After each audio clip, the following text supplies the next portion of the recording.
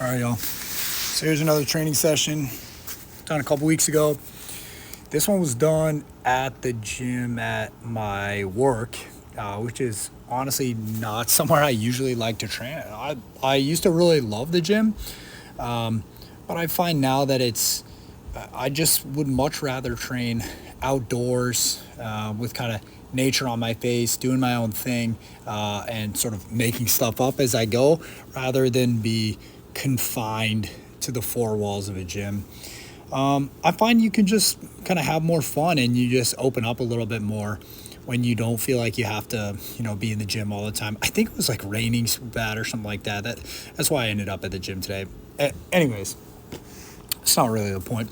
This is a good session. Horizontal push and pull. Still one of my hardest sessions.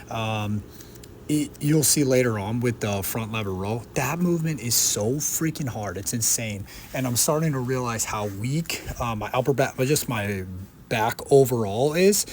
In the next kind of upcoming videos, I'll work on that and kind of show you guys what I'm talking about. But yeah, here I think you guys will be amazed at just, how much work can be done with just a simple set of gymnastics rings, especially for the upper body. Maybe not for the lower body, depending on what your goals are, but mostly for the upper body. It's amazing. So I'm working to true failure here, really pushing those rings back. It's insane how hard you can just make a simple push-up just by changing the lever angle of the arms. But I did want to do some more reading of one of my favorite books, and we've been going over to the past few weeks, and it's again Man's Search for Meaning.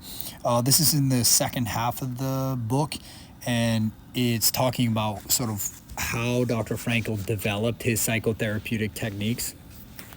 And so I'm going to read a brief portion.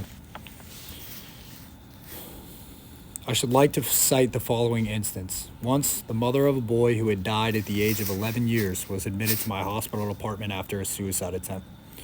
Dr. Kurt Kosorik invited her to join a therapeutic group, and it happened that I stepped into the room where he was conducting a psychodrama. She was telling her story. At the death of her boy, she was left alone with another older son who was crippled, suffering from the effects of infantile paralysis. The poor boy had to be moved around in a wheelchair. His mother, however, rebelled against her fate. But when she tried to commit suicide together with him, it was the crippled son who prevented her from doing so. He liked living. For him, life had remained meaningful. Why was it not so for his mother? How could her life still have meaning? And how could we help her become aware of it? Improvising, I participated in the discussion and questioned another woman in the group. I asked her how old she was, and she answered 30. I replied, "No, you are not 30, but instead 80 and lying on your deathbed.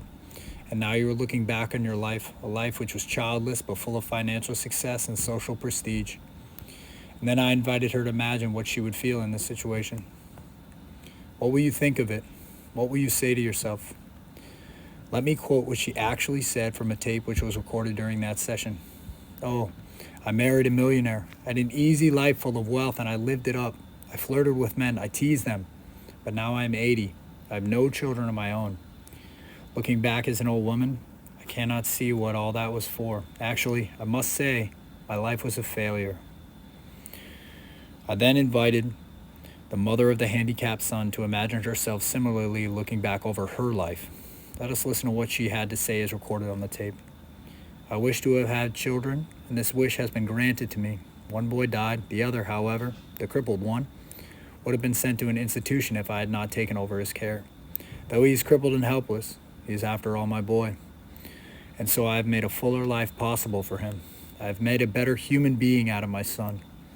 At this moment, there was an outburst of tears, and crying, she continued, "As for myself, I can look back peacefully on my life, for I can say my life was full of meaning, and I have tried hard to fulfill it. I have done my best. I have done the best for my son. My life was no failure." Viewing her life as if from her deathbed, she had suddenly been able to see a meaning in it.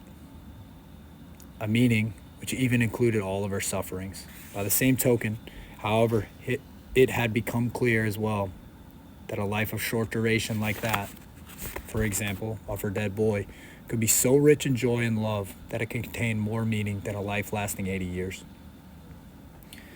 And while I proceeded to another question, this time addressing myself to the whole group, the question was whether an ape was being used, which was being used to develop poliomyelitis serum, and for this reason punctured again and again, would ever be able to grasp the meaning of its suffering. Unanimously, the group replied that of course it would not. With its limited intelligence, it could not enter into the world of man, the only world in which meaning of its suffering would be understandable.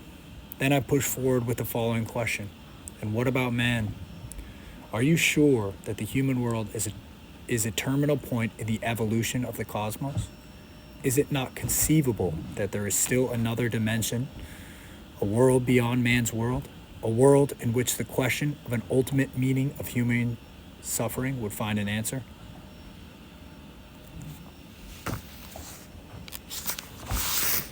I don't have much to add about that beautiful writing.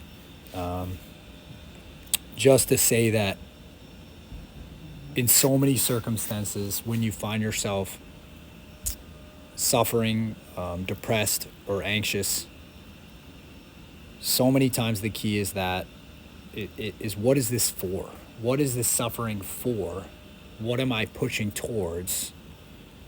And what meaning does that provide to my life? Even